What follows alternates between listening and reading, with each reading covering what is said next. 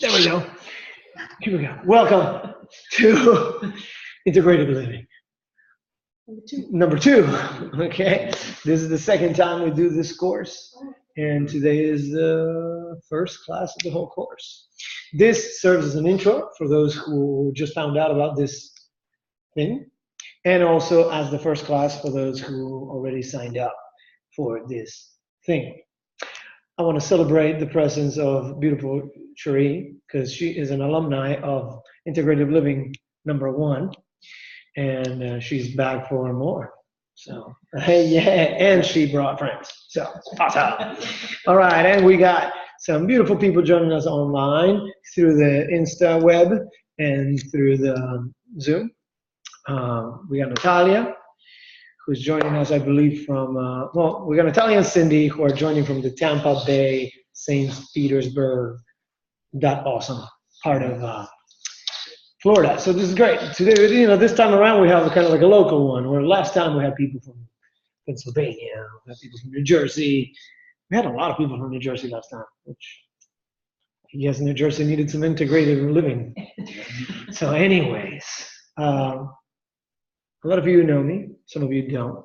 So I'm going to do a little bit of an intro so that you know who I am and why I think this is a good idea. My name is Donato Helpling. I like living a happy life, and I've been working really hard to do that for the last 35 years. Right? It's been rough at times, but it's gotten better and easier in the last, I want to say decade, but especially in the last, I want to say 5 years.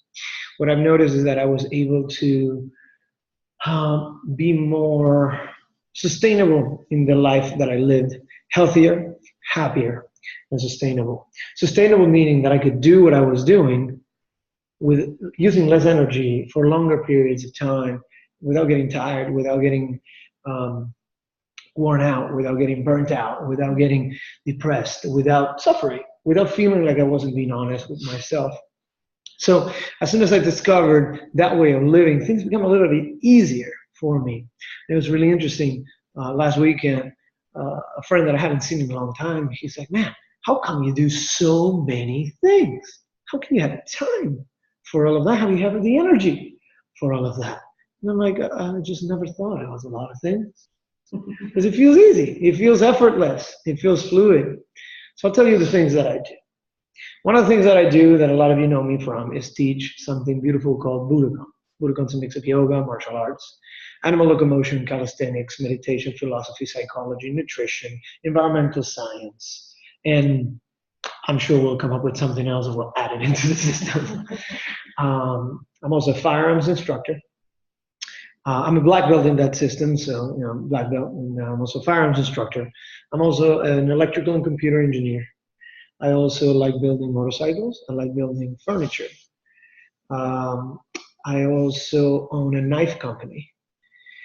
I have an engineering consulting firm and a branding and product development and company incubator. I'm sure I'm forgetting something, but I also have a wife and a daughter. And I have parents, and I also have some free time somewhere in there, I like free diving. That's kind of a thing that I do for fun. So I do a lot of interesting things, and I feel like I'm pretty good at them, and I feel like I'm pretty successful at them. But it doesn't come from a strive to succeed, but more than anything, just for the love that I put in everything that I do. I wasn't like that my whole life. I grew up believing that I had to be an engineer. Right? So my dad's an engineer, my mom's an architect. So, and I'm an only child. So growing up, I didn't have a lot of options. I come from a pretty small family. I don't have any brothers or sisters, and my cousins and uncles and aunts didn't live in the same city. Just one aunt and my cousin, and I just thought that that's what I had to do, be an engineer. So I grew up kind of like a nerdy kid, playing with computers and those things, but always very extroverted and very interested in self-expression and acting and things like that. as I grew up and I decided what that I wanted to do for college, I decided to go for engineering, which I don't regret doing, but honestly, I hated every minute of it. Studying engineering was just really rough for me because it really killed every desire to be an engineer that I had, because it was nothing like what I thought it would be, studying the thing that I thought I was supposed to be. And when I came to that moment, I had a moment where, and I told the story of this a few times. I'm not going to tell it today, but there was a day where I died. I called that the day where my ego, or where my illusion of who I was died, because it became so evident that I wasn't that person. The perfect son, the great engineering student, the perfect friend. Little by little, my life was showing me that I'm not that, not that, but that's what I thought everybody expected me to do. I realized that I wasn't living a life of choice. I was just living a life of unconscious choice, right? Because of course I chose to be an engineer, but just because I wanted to please my dad, and because that's what I thought I wanted. You know, I had a few girlfriends that I thought I liked, but I really didn't. And I had a few things going on in my life that I just thought I liked, but I really didn't. That day where everything came crashing in my life, I realized that what happens, I almost lost a hand, or specifically a finger, and that whole reality came crashing. That was the same day that I discovered something called Zen. Zen is, I didn't know that was what it was called, but I had a Zen moment. A Zen moment is when the activity that you're performing, the activity that you're involved, and perception of reality merge. You are one with everything, and the thing that you're doing, and everything. It's a tremendous, beautiful feeling of wholeness and completeness and timelessness, right? There's nothing else happening other than that action that you're performing at the time. This action was specifically, I was insulating the underside of a deck. Not maybe the most thing that you could connect with Zen, but that was it. I almost nailed my hand, and everything came here. And the pressure and the fear that I felt, because I thought I was going to lose a finger, I was going to disappoint my dad, I was going to fail my classes, I was going to do all that, just came crashing down. And I realized that that's not what I wanted to do in my life. I didn't want to live my life like that. That triggered me to start pursuing the experience of that moment more often. That's when for the first time, I really listened to what I wanted to do, which is study martial arts. So as I was doing engineering, I started studying martial arts. And I started studying different ones because I didn't know which one I wanted, but I wanted to experience them all. So I started going to one or the other and looking to see what it was that each one was going to teach me. And I had an interesting journey through different martial arts, right? And that taught me a lot about me. It taught me to meditate, taught me to listen to what was going on inside. Nothing really took tremendous hold of myself or changed my life until I started doing yoga, which was interesting because I started yoga like a lot of guys start yoga because I wanted to hang out with the girls. Because I moved to Miami, I was, like fresh. I just finished engineering school. I got my new job as an engineer. Life is great. And I was just tired of being sweated on by bigger guys than me because of all the jiu-jitsu years and the competitions that I did. And all of a sudden, there's a beautiful gym that opened like a block away from my house. And I'm like, so what classes do you have? Well, we have jiu-jitsu, which you do. It's great. We have capoeira, which you like so much, and you could do that. Let's have yoga. And, like, I think I'm just going to do that. So I started doing yoga, and then I started discovering a lot of things. First, the girls are really cute in yoga, but that didn't matter like after the first week. After the first week, I started to realize that all that energy that I was putting out through martial arts could also be directed inside. And even though I was doing some internal martial arts, yoga taught me that you can also look inside while not being punched in the face, right? While not suffering, while not struggling so much. So I started doing that, and that was super fun. And then, went on to become a yoga teacher and all that goodness. That has brought me to many interesting opportunities, many interesting things. But more than anything, what I wanted to share with you today is the way that I look at life now. And there was a time where I was the director of movement and wellness for Amman Resorts. a very fancy hotel chain. And they asked me to develop a wellness system, a movement system specifically, um, that was going to heal people, right? So they, well, okay, I'll tell you how I live my life, and if you do this, then you'll feel great. I don't believe in healing because I don't believe in being sick, right? I believe we're all perfect the way we are. Sometimes we're acting in a way that is not in line with our perfection, that is not in line with our purpose, that is not in line with our calling, that is not in line with us, with you. And that creates disease and discomfort and probably suffering. Okay? It creates, I like the word disease, dis-ease, not easy, right? Like life is without ease. Um, the idea of this model is that it'll help you navigate through life because uh, let me put it this way. Let's say you want to bake a cake. Yeah? You want to bake a cake, but you don't know how to. You know how to. So you're like, well, let me go and, let me go get the best organic flour. Yeah, because I know there's flour in cake. Yeah, eggs. Let me get the best, humanely raised farm eggs. I'm gonna go to the farm and I'm gonna, lift the chicken. I'm gonna take, this amazing, best egg ever. Hello, welcome. Let me, it's going to need sugar, but you can't just put sugar. Let me put organic, free range, fair trade cane sugar from the gods or whatever. And I put that in there, right? And then, okay, I think that's it. Like maybe, little other ingredients. And then what do? You put it in the oven and you think, and it's great. And then the cake comes out and it looks like shit. Right? And I'm like, oh, hey, what's that? And then you're like, well, this is all organic, so let me take a cut here. And you taste it, and it tastes like dirt. What do you do then? Here's a thought. I'm just going to do it again. I'm just going to do that same thing. Maybe the oven was wrong. Let me do the same exact recipe and try it again. That's one option. How's that going to go? You're probably going to get the same? Okay, good stuff. What's another option? Cook something different than cake.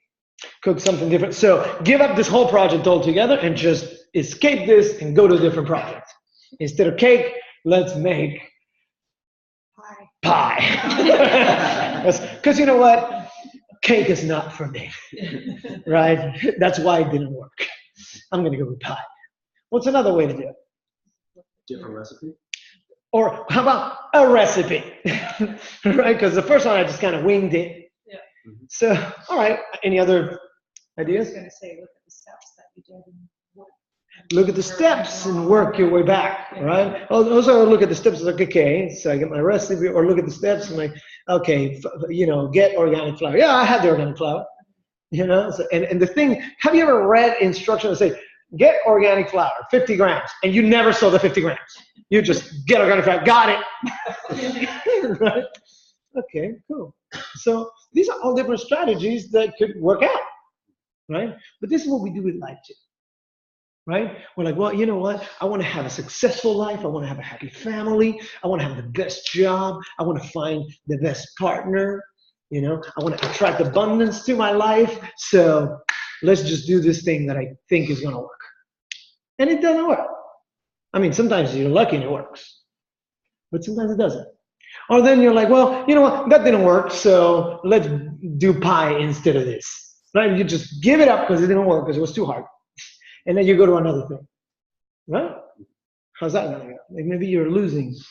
I mean, you're not done with that. Well, you've disappointed yourself too. Yeah. It didn't turn out. Mm-hmm. Didn't turn out the way that you expected it to, so now you're out. Right? It's like, it didn't work out, so I'm going to do something else.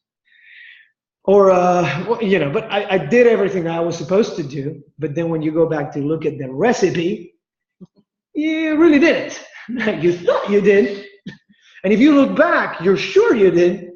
But then when you finally look at the recipe, you're like, I was doing it all wrong to begin with. So, by no means I'm going to give you the recipe to do it all right, because I'm not doing it all right. But I'm very happy and I'm doing great. And these are the lessons that I want to share with you today. And this is a formula, a recipe that is going to help you overcome this confusion of how to live life to the fullest.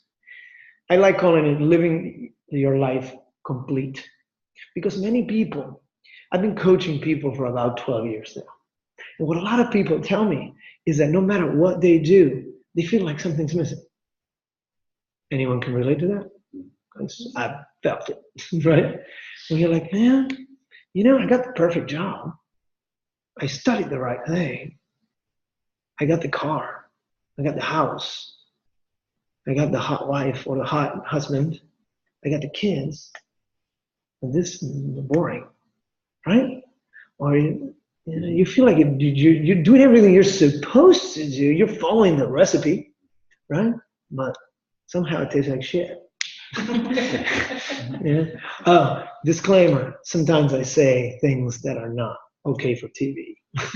Okay, so unless your kids are here, then I'll be fine. But I'll say shit and poop and things like that. I won't go crazy, but you may hear me say a few. So here's what I discovered. We were given for wellness. We've been given a recipe for about 25 years. The recipe of wellness, which is very simple. You have to balance these three parts of the human being to achieve optimal wellness. Here we go. Ready? There are three parts to the human. And if you balance these three, you will achieve wellness. One of my least favorite words, by the way. Because wellness that you can achieve assumes that there's unwellness that you currently experience, right? And for me, there's not a thing as wellness or unwellness, or it's just struggle. You're not listening, right? It's like you're doing what you're here to do, or you're doing something else. And when I do something else, it doesn't work. I get all struggly, stressed, sad. Things don't work out. And I'm happy. I'm lucky to be married, which is great, because before I can tell things are not working, my wife is already yelling at me. So that's great. So if you're lucky to be married, just listen, because she knows more. She can feel it. I'm like all over the place. She loves it. So anyways, there's these three things that if you balance, you will be in perfect harmony. So the onliners can pitch in at any time, unless you know the answer because you've been with me in a class before. Melissa, since you're here, what are these three things? What do you think? That we need to balance in our lives? Yes. I would say mind, soul, and spirit. And what? The three? The three, mind, Spirit, and body. body. Yeah? Yeah. Okay, awesome. Well, I feel and mind, body, and spirit, or mind, body, and soul. Conveniently, both ways. Here's my take on that. I really think that the reason why we experience unwellness is because there's no way to do that. There's no way. It's impossible. I'll explain why. Because these three things, we made them up completely. They don't exist. We're the only animal that believes has a body, a mind, and a spirit. Now, this is my opinion. This is not the truth. But I'll tell you what do you do to balance your mind? What is the mind? What is the mind? Goodness, I guess it's just it's an energy, it's a thought, it's thoughts, and it's just there's so much stuff in there. I don't even know how to explain them. Okay. Because I don't even think they figured out how our minds work. Doug, right? Yeah. What is mind? I think your awareness of your consciousness, not really what's going on, but your awareness of it. Okay. Not what's going on, but your awareness of what's going on. Mm-hmm. Of what's going on around you, or what's going on inside of your head? Okay, cool. That's an interesting one for mine. What you got for mine? I think I would put it, people usually put it like heart to brain. Heart to brain. Like emotions through intellect, and then intuition is where you get into spirit for most people. Like if you're, Okay. Yeah. Well, we're not getting into spirit quite yet, but I like it. Yeah. Okay. So notice these things. I like them all. These are all great. I think these are all great definitions. However, none of them are the same. right? So if you are selling her a product that's going to balance her mind, how do you sell that to her and sell her the same thing? I was a wellness programming director. This was a problem for me because I'm like, how am I going to sell you something that's going to fix your mind if what I think of mind is probably not what you think of mind? We're kind of in the same place, but not in the same place. How about the body? The body. What is it? Hey, what you got for body? The physical, well, the physical presence that you have in this world, I guess. Okay. Your being. Your being. Your being. Your physical being. Yeah, physically. Where does it end? Where it acts upon other things. What's that? Where it acts upon other things. Where it acts To upon. the extent Okay. Which we don't understand how far it can extend to, right? So like if telepathy is a thing, then my body goes all the way into your brain, if it can act on it. I'm just trying to understand. Should that be? Yeah. Was that? Yeah, should that be? Should that be a thing? Part. You know? So, okay. And what about inside? Like if you go inside, what's in it? Do we know what? Organs, blood, bones, Inside of that. inside of our cells and Yeah. molecules, Yeah. all of that. What is? Yeah, what's in it? What is it? It's just cells and molecules. What's inside of that? Mostly interstitial Energy. What is it? interstitial fluid. What is inside of that? Because that's made up of cells. So what's inside of that? Elements. Okay, there's Space and energy and waves. space and energy and waves. What's interesting about the body is that the more we study it, the more we realize that it wasn't what we thought it was before. Right? Like what we're discovering with matter is that it's mainly made out of nothing, space, and some inexplicable so far energy that holds it together somehow. So whatever I'm going to give you, it's like, look, doctors can't figure it out. It's a tough one too. So how am I going to give you a recipe to fix that? I don't know. Also, once again, we're the only animal that believes has a body. Right? And then how about the spirit? Should we get into that? There's different groups of people that, that build different looking buildings, that try to take a hold of this and do it. But I can tell you, without getting into it, that we all have a different opinion of this. And this is our constant, never-ending struggle for wellness, that we need to balance these three things that ultimately we don't understand how they work. We can all kind of agree in general concepts also, but we don't understand the inner workings of it. There's a lot of people working hard to figure it out. There's been people working hard to figure it out for ages. Since we've been alive, we've been trying to figure out this machine, but we haven't yet. So here's the thing. When you don't understand how a machine works, it's really hard to drive it. It's really hard to use it. It's really hard to fix it, right? Like if I bring you a car, I'm like, fix the car, and you don't know any mechanics of the car, then you won't be able to fix it. So unless you have a book that explains it, does that, and that still requires time. So for me, what I'm thinking is that I don't want to work with this anymore. It hasn't helped me. Because you know what it does sometimes? This is what's interesting about entertaining this paradigm of mind, body, and spirit. This is what people do with it. Like if you're working to balance it in your con, you're developing, okay, maybe that works. But this is what a lot of people do. They're like, you know what? I'm going to take that job. Because even though I'm going to be sitting for 12 hours a day on a desk that's going to ruin my body, and even though I hate the job, so it's going to kill my soul or my spirit, if that's a thing, it's going to make me good money. And you know what? When I get out of work, then I'm going to go to the gym, and then I'm going to go to yoga, and that's going to fix it. The problem is that when you get out of work, you're so depressed that you don't want to go to yoga, and you don't want to fix it, and you just want to drink and make it go away, and then the next day you wake up, and you're still looking at the same decision. Yeah?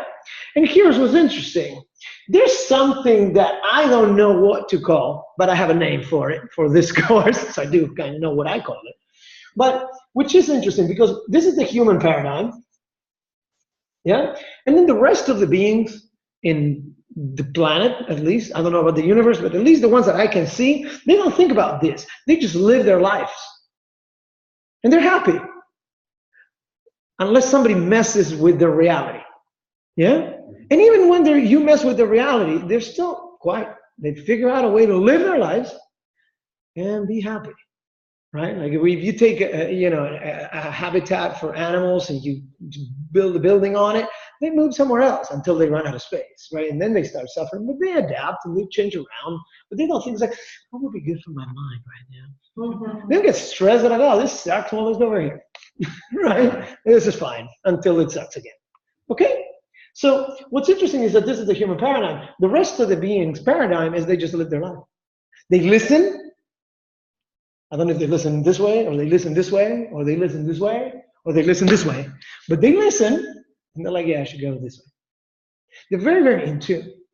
We see this with human children. They're very in tune. They know what they want to do. They want to play, right? They want to have fun. They want to explore. They want to develop. They want to be curious and playful. And who doesn't? Do you want to explore and be playful? Yeah? Does anyone not want to explore and be playful? But at some point we decided that that's not what adults do, right? So when you look at the young human paradigm or the rest of the beings paradigm, they just live their life. They do what they do. They're good at what they do. Right? Watch an animal move. They're freaking amazing. Watch a kid move. They're amazing in their own way, in the sense that you watch them today, they can't stand up. You watch them in a week, they're walking. That's pretty amazing. Right? It's like, 2 years ago, she was like a little noodle. You see her today, she's like a full-grown woman. That's pretty amazing. Right? So we're also pretty amazing, but we see it more in kids. Then you see it in adults. You see the guy that jumps off of the building with a squirrel suit, flies through. Red Bull sponsors the guy. Hey, everyone's great. We're pretty freaking amazing when we do what we're called to do. When we get caught up in here, when we get caught up in the noise, then we start suffering. When we start living a life that's dishonest. Not dishonest because you're lying, but dishonest because you're not doing what you're here to do. Right? You hear that calling. I'm like, oh, I want to do this. And then you tell the world that you want to do that instead. That's dishonest. You understand how that's lying? Like if you're here to do, my gift is to help people, but I'm just going to, I'm going to be a stockbroker. Maybe you help people like that. I hope you do. Because if not, then you're going to hate stockbrokering. You see where I'm going with this? So if this paradigm doesn't work, or at least that's what I think, what does integrative? Before I get onto that, here's the thing. Sometimes to survive our life choices, we leave a part of this behind, right? Do you feel like you've left a part of you behind? And the onliners can say it too. Do you feel like a part of you has been left behind so that you could be okay with the decisions you made? Absolutely. Okay. Hi, how are you? Good, how are you? Good, what's your name? Brian. Hey, Brian. Thank you for joining. What have you left behind, Brian? We only have 2 hours. All right. Look, M, B, or S? Or BS? S&M. Yes. Okay, so without going places, your spirit and your mind. Okay, what choice led you to leave these two behind? If you don't mind sharing, then no. But if you don't mind sharing, go for it. No, I've shared this story before. It's like, so I joined the Navy when I was 19 years old to be a Navy SEAL. So my passion growing up was I was always going to be in the military. I knew I was always going to join the military. And at 46 now, this is to give some speculation. There's some reference. When I was 19, I joined the Navy with the specific purpose of becoming a Navy SEAL. Got it. I qualified. I went in on a special program. I was on a track to get that privilege to try and become one. Sounds good. And I mean, and I was waiting, and to get in is not easy. So I was doing a lot of work, and I spent my entire career in the military waiting for orders to become to go to training. And then when I actually, after 3 years and doing nothing but living with a focus of train and this is my path, I gave it all up for a relationship. Okay. And I won't lie, that's been a regret that I've had to come to terms with. Okay. And so you feel like you left your spirit behind because that calling that you Yes. originally had you didn't fulfill it. Correct. And how And about it's your still- mind? What happened to your mind? Well, the mind piece is that you get the stories, you get the noise going in the back of your head because it, you berate yourself. Even now today, it's still a part of me that is angry that I made that decision, Okay. that I didn't do it because it was such a driver in my life for so long. And it, quite honestly, even spending the time that I did just training and to wait my turn helped form who I am today. But it's still one of those things that's like, pardon the French, fuck. You know, it's like, why didn't I make the other decision? But you have to learn to live with your decisions as well. Yeah, you do. Okay, but what drove you to make this decision was like, well, I can leave these things for later, and it'll work out. Is that kind of where we're going? No. The honest truth is that if I chose that path, that part is dead because there was no way I was going to maintain a relationship while never being home. Okay. Because the fact of the matter is, you're gone forever. Yeah, and you may not come back, so that's got to be tough. Correct. Yeah, that part didn't bother me, but you know, that's another issue. But that part didn't I'm bother sure me. she wasn't cool. Yeah. Okay. Yeah. So at some point, this opportunity to engage in this relationship came to your life, and even though Yes. your spirit wanted something and your mind wanted something, you decided to ignore those two, and you went with the marriage or with the relationship, and later on, you figured out that you couldn't quiet the spirit, and that the mind would stop driving you nuts. Correct. Right, because that's a mechanism. You can temporarily shut this down, but then they come back. Right? Correct. Because here's why. Especially Because you don't shut when them the down. Right? You don't shut especially them when down. the divorce hit. Was that? Especially when the divorce hit, and you start to really go over, like. Because you left, yeah. things that All of a sudden, you look yeah. back and you're like, "Oh man, I wish I could pick those back up." Well, Exactly. that's that's the danger. That's the danger that we can then all of a sudden disassociate ourselves and our reality by leaving these behind, and it doesn't work because, as we said before, we don't understand how these work, but somehow we believe we do. So we're like, "I'll leave this for later. All right, it's okay. I can ignore it." No, you can't ignore it. So, thank you for sharing that with us, Brian.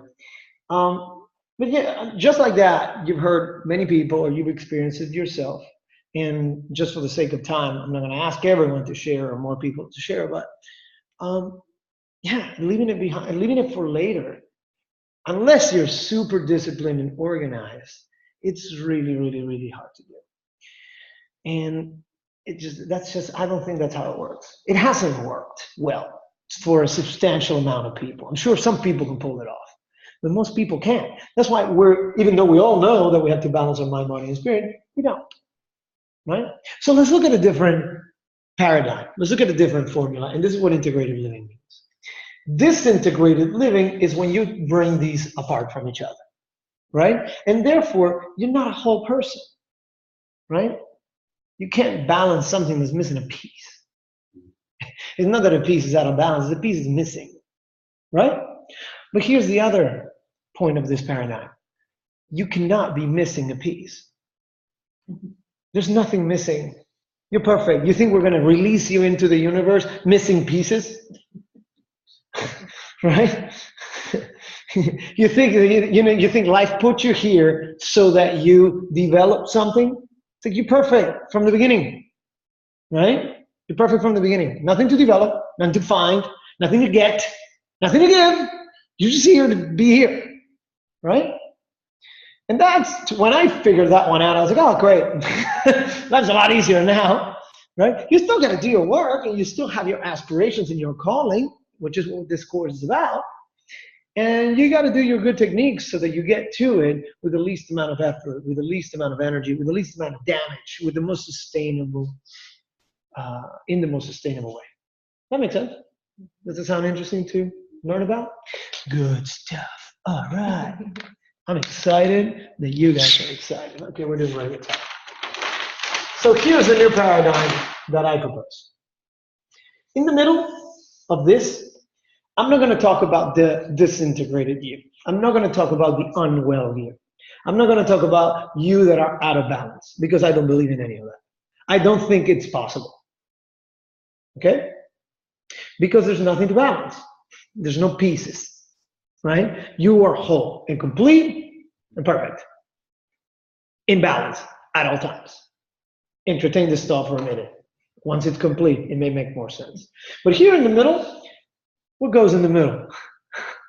The fully expressed you. The fully expressed you. What does the fully expressed you mean? We're going to make this up, so go for it. Or if not, I'll make it up. Anyone online? What does the fully expressed you mean?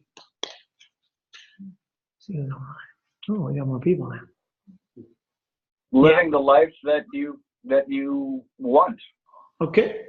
Living the life that you want. I put it here. Who else? Cindy, you there? Give me your take on fully express you. I am. I'll piggyback off Brian, the fully expressed you, and loving, enjoying what you're doing in your life. That's a good one. I heard some sighing. Enjoying what you do. Okay, what you do. What else? Finding the capital U and lowercase u and vice versa. Finding the lowercase u and the big U, and the big U and the lowercase u. What are those two? Like that thing that you're talking about that we're integrated with. Oh. And that would come from, that I would call a Tao probably, or something like that. But I like you, brother. We're gonna get along great. Okay, this dude is deep. So yeah, he has the capital Y U and then the lowercase u. We'll talk about that in about 3 or 4 sessions. But I'm going to ask you some questions. But that's great, right? I guess, okay, I'm just going to paraphrase what you said and tell me if we're on the same page, because these concepts are so bizarre that I'm probably thinking about something else. But the lowercase u is this kind of little temporarily in your own head separate expression, which is ultimately part of the giant you, a giant consciousness, or an ever-encompassing consciousness. Is that what you were saying there? The you, the lowercase u is kind of like that, me, right? And then you, the whole you. So that's really interesting. So a life where you can, you said where you can realize the difference between, where you can balance? Like find them together and that they're one, that's the... Right, when they just become kind of like you. You. So we're on the same page. These two, when they work together, they become that guy right there. Okay, so yeah, we're on the same page. This you, it's the honest expression of you. So that when people look at your life, they see you all over your life. Right? In my school, in Budokan, we have a saying that the way you do anything is the way you do everything. Right? Meaning that you are a reflection of all of your actions, all your words, all your conversations, all your attitudes, all your thoughts, all your emotions, everything. That's you the whole time. Now, a fully expressed you is when in every one of those, there's an honest representation of you. Does that make sense? For example, let's say that the true me is honest and communicates well. That's what I define the true me. But then I go about life lying and not telling you how I feel, right? So that's not an honest expression of you. That's not a full expression of you. That's a limited and modified expression of you. But like Cherie said, the you in the middle of this model that we're going to be working with, developing for the next 8 weeks, is the fully expressed you, where everything you do is honestly you, instead of what you thought your dad wanted you to do, right? Be an engineer. right? Or what you thought society wants you to do, straight, instead of whatever you are. Not you personally, but you, right? Or I don't know, be pretty by being tall and blonde and white, right? Or whatever, right? So whatever that not fully expressed you is, if you're living your life trying to fulfill all those fake expressions of you, all these fabrications of you, yeah, that's why you suffer, right? That's why it sucks. If you spend more time realizing what this means for you, because I'm not going to tell you what this is in these 8 weeks or ever. I don't tell you what to do. I ask you, is that what you want to do? That's my main question that comes up in all kinds of different flavors. But the question is that, how's that working? Is that what you want? Is that what you want? Not your brain. I know that's what your brain thinks it wants, but what do you want? So we're going to make big distinctions between you and your brain. Because I don't know about the body and how it works, but I can tell you something.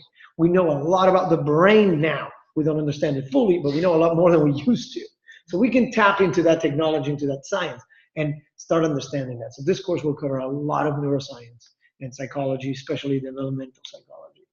Okay? You, the fully express you. What does fully express you mean to you? Live your passion, follow your dreams, and don't let other people hold you back. Okay, let's hear that again. You live your passion, your dreams, and no holding back. Sheree, can I ask you to close the door for me?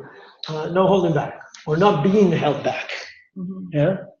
But it's usually you that holds you back. Of course, it's always you that holds you back. Nobody holds you back. Like, unless someone put an anchor on you, nobody holds you back. You hold yourself back. Okay, so how do we get good at this? And we can keep going, right? Doug, do you have one? I mean, I think just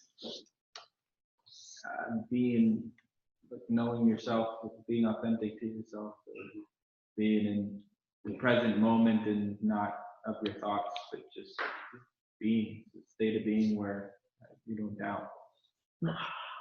That's nice, right? State of being when you don't doubt. That's really powerful. Okay, I'm gonna get me some of that. Let's put here, don't doubt. Okay, yeah. You know, well, we're gonna understand, in this course, we understand all these processes. We understand the process of doubt. We understand the process of passion. We understand the process of dreaming and being held back. We understand the process of the difference between the small you and big you. We also understand, we actually dedicate a whole class to enjoying what you do, right? And definitely designing and living the life you want. This is what this is all about. And this is what this course is all about. But even if you don't join the whole course, this is what this formula is all about. Like, you don't have to do the whole course. Honestly, I'm probably the worst salesman in the planet. But you don't have to do the whole course. If you understand today, then you're done.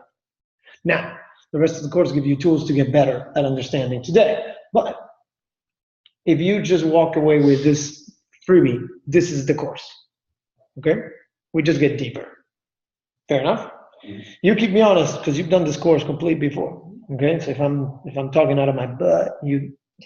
No, I can say that my life very much shifted after like the 8 weeks because of the homework. And that's why I did it again, because I was like, okay, I kind of did the homework the first time. So if I were to really, really like go all out and do all the homework, then I would really. Hey, now she comes out with the truth. What? That's lovely. Well, this is it's working. She's like, you know what? I want to do it again. But I'm like a really big nerd, and I was like, I could have done better homework. And she did a good job, actually. So, But you were one of the people that actually got the most transformation, I would say. Because I remember we could not hug you when you started the course. Now, like, she sees you on the street, runs across the street and jumps on you. I wouldn't do that. I mean, you jumped me the other day. So anyways, let's start talking. But anyways, this course will cause spontaneous hugging. So careful, all right? All right, so here we go. Instead of focusing on the components in view and trying to balance them, what we're gonna do with this paradigm, with this formula, is you're gonna live your life. And in the process of living your life, you're gonna get better at being yourself. How's that sound? Right? You don't have to think about which part of you is gonna get benefited by doing this thing, okay? Because there's not such a thing.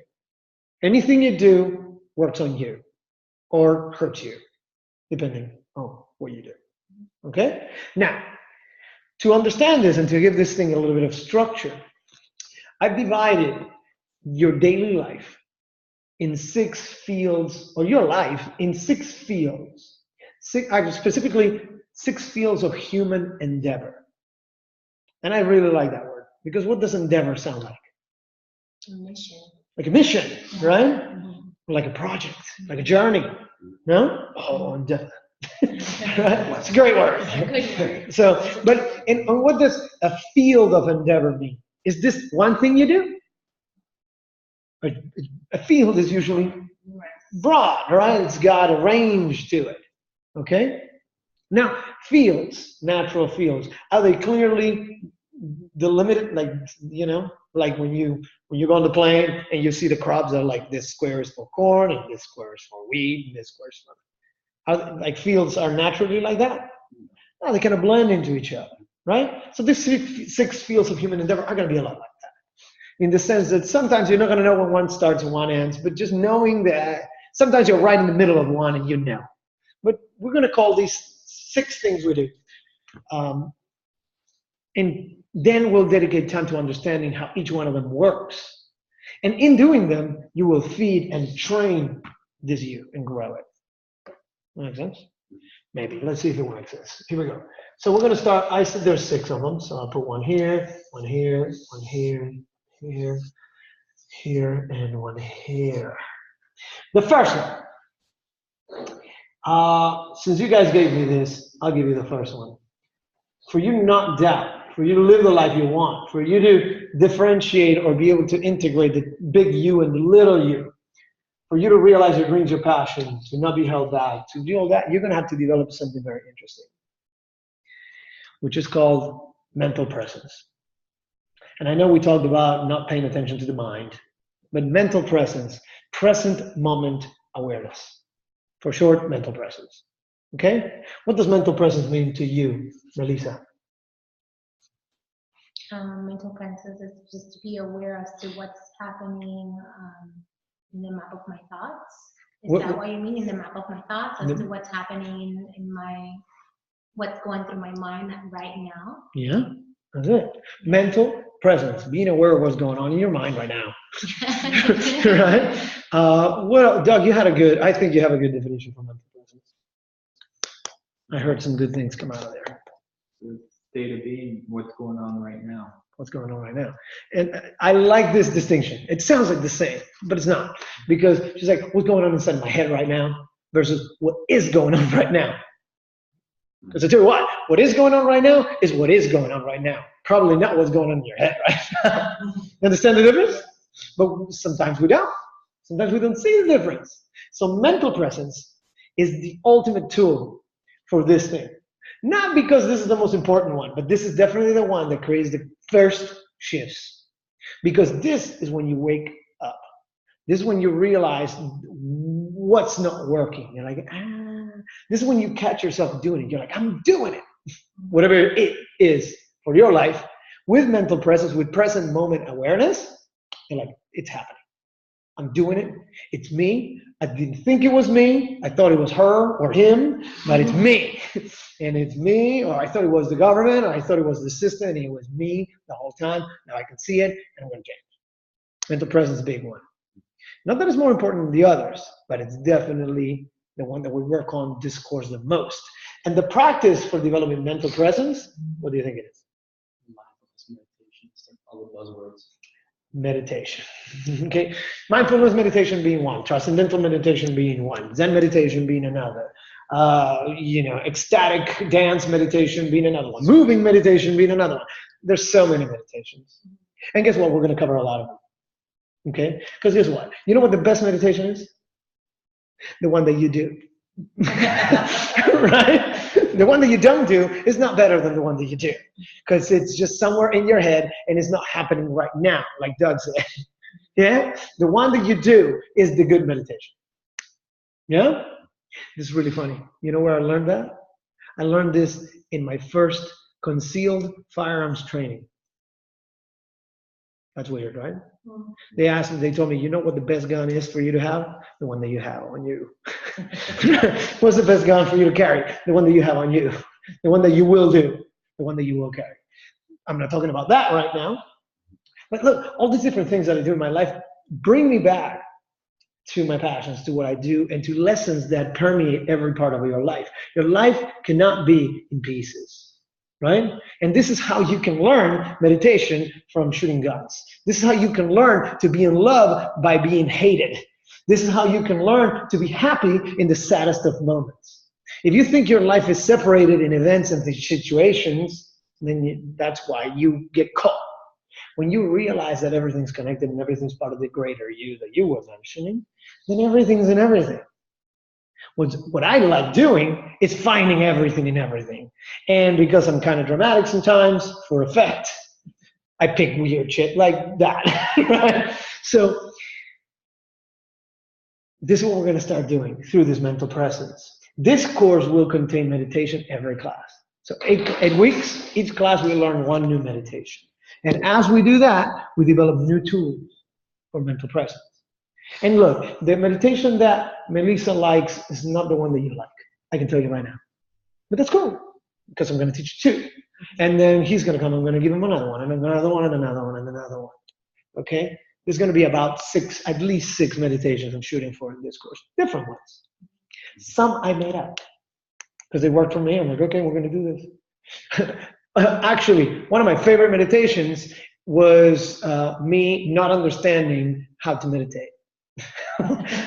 When I took a meditation course, it's like, and the guy's like, no, you're doing it all wrong. I'm like, but it's working. And it's working great.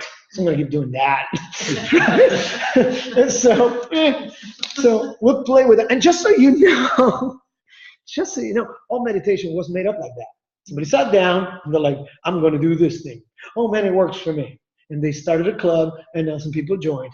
And it worked for a lot of people, but then there was this one guy that had a better idea. So he thought. So he opened his own thing, and then he started his own thing. And that's, like, we didn't download any meditation. We made it up. Is that?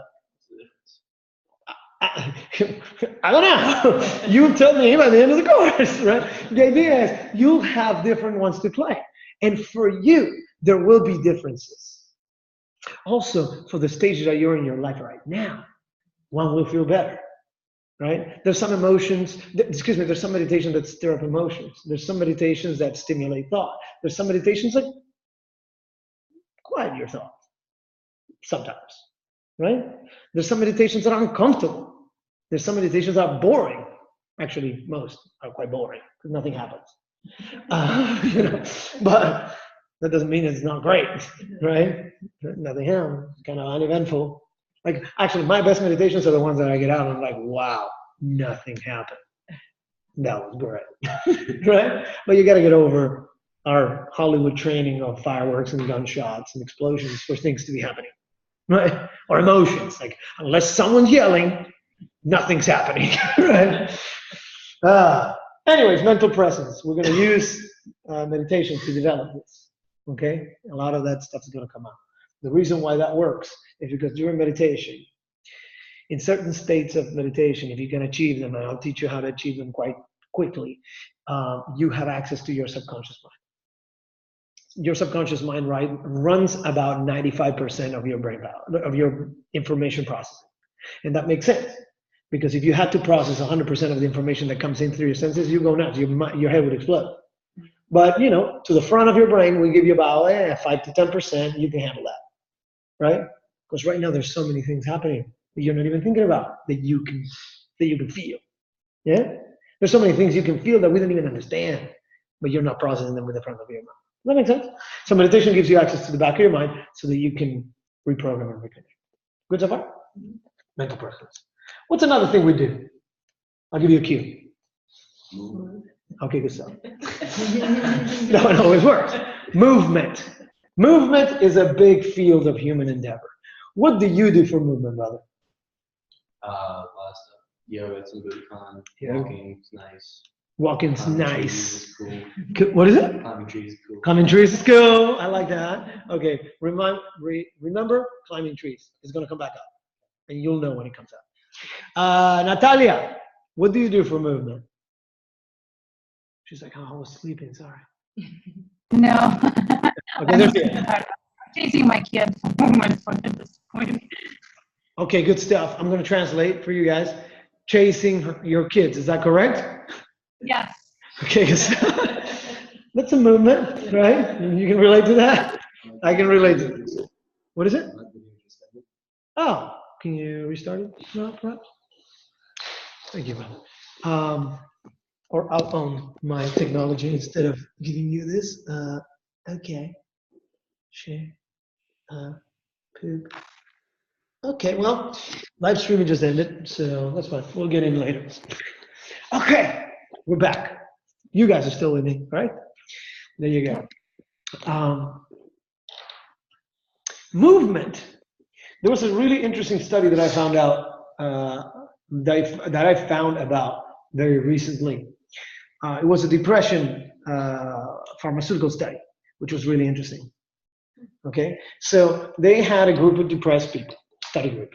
Yeah, some of the people were given the pharmaceutical drug, and there's some names there, which I will not entertain in my airtime. Then there's people that were given a placebo, sugar pill, nothing. Yeah, they were given a pill with nothing. And then there were people that were given nothing. Yeah? Okay, so the people with the pharmaceutical, it was something like 50% of them got better from the depression. Yeah? So I'm like, oh, cool, the drug works half of the time. Then the people that were given the sugar pill, 40% got better. So we're like, okay. And then the people that weren't given anything got worse. Right? Because they're like, we're not going to give you anything. Good luck with your depression. Yeah? Then, interesting. Then at the end of the study, they're like, congratulations. Just so you know, you guys on this side of the room, we gave you sugar pills. Those guys all got depression. Right after the news. Crazy. Then they said, okay, let's do something. And then they started testing different depression medication. Some of them underperformed the sugar pill. Wow. Right?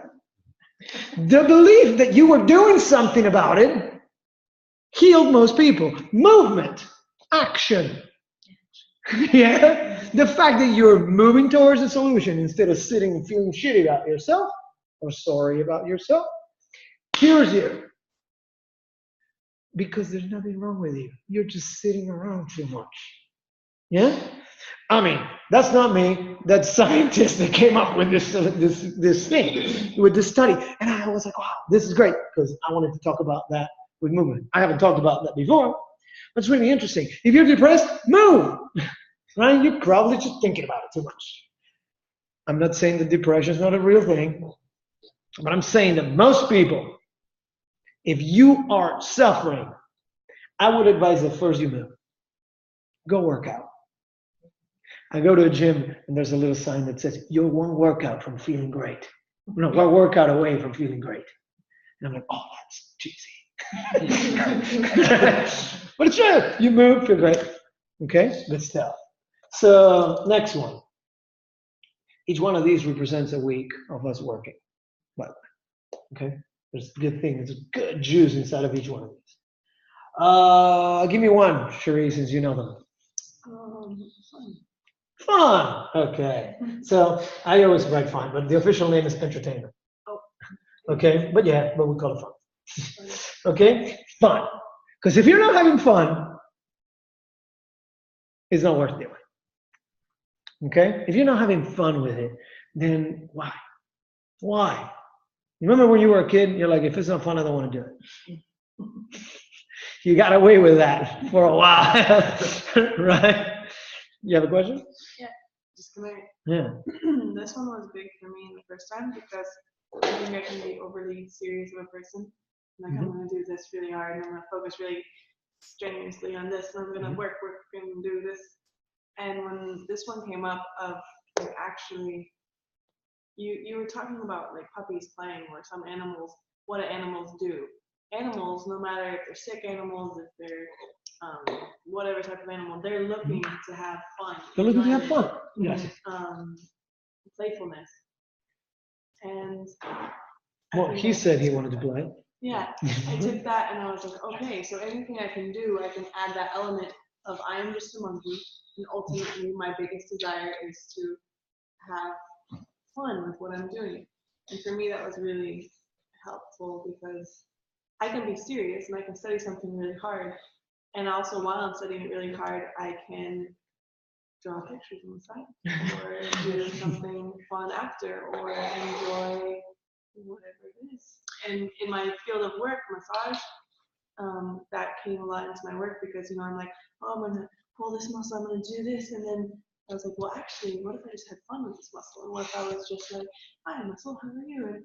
And had fun with it. And that was huge. That was huge in my practice for me and for my clients because it was so restorative because at the end of the day, their body, that's what they wanted too.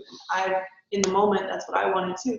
And when I brought that in, 2-3 hour massages were even easier than they had been before. And I really enjoyed that. That's fun. Thank you. Thank you for sharing. Well, that's awesome, right? Being able to have fun with your work. What a concept, right? It's almost like we're not allowed to. But yes. Was that? Thanks, Christianity. Well, could be. Could be one of those spirit guys trying to figure it out, right? So let's fun or entertainment. What's interesting is that most people don't know how to have fun. Sit down. And it'll get you when you retire. Now you can run away from this one, but one day you will have nothing to do, and it'll get you. I see a lot of people who retire and struggle because they don't know how to enjoy their life. They worked all their life to save so that they can have fun when they retire, but then they never figured out how to have fun. So they got all this money, and they don't have a healthy body to have fun with because they left that behind. Right? And now they've just gotten away from their calling for so long that they don't even know what fun means anymore. I don't know. I hope, make sure you learn to have fun. Make sure you learn to entertain yourself. So within entertainment and fun, there's different categories. There's entertainment, then there's distraction, right? Distraction. There's difference, right? There's a difference between entertainment, conscious rebuilding entertainment, and then just distraction. Right? Like, I'm just zoning out. You understand the difference? We'll cover that in detail, but that was a big one for the previous group to have to learn to have fun. They're like, man, I'm not having fun with it. It's interesting. This became really, really clear for me with one of the guys that I used to work with. He was my favorite. It's called a guest assistant. These are the guys that when a very important guest comes to a hotel, this is the guy that's pretty much their assistant while they're staying there. This guy was amazing. But then when he was in front of the guest, he was on fire. But then he was by himself. You could tell there was something missing. And I'm like, dude, what's the story? And he's like, I want to be a professional fisherman. And I'm like, what? And he's like, yeah, I've never told anyone this. And I'm like, you're kidding. He's like, yeah, I mean, I like fishing and people know that I like fishing, but that's what I really want to do. I'm like, that's what you really want to do? Then let's freaking be a professional fisherman. What do you need? What's missing? So we started working on that, and guess what he's doing now? Right? So that's great. That's really good stuff. So you got to make sure that, and sometimes when you investigate this, you find this. What's beautiful about all of these is that all of these feed you to hear, right? So even if you don't know what this is, I don't care, work on these. They'll get you to this. That's our problem, okay. All right, so we're here. Next one.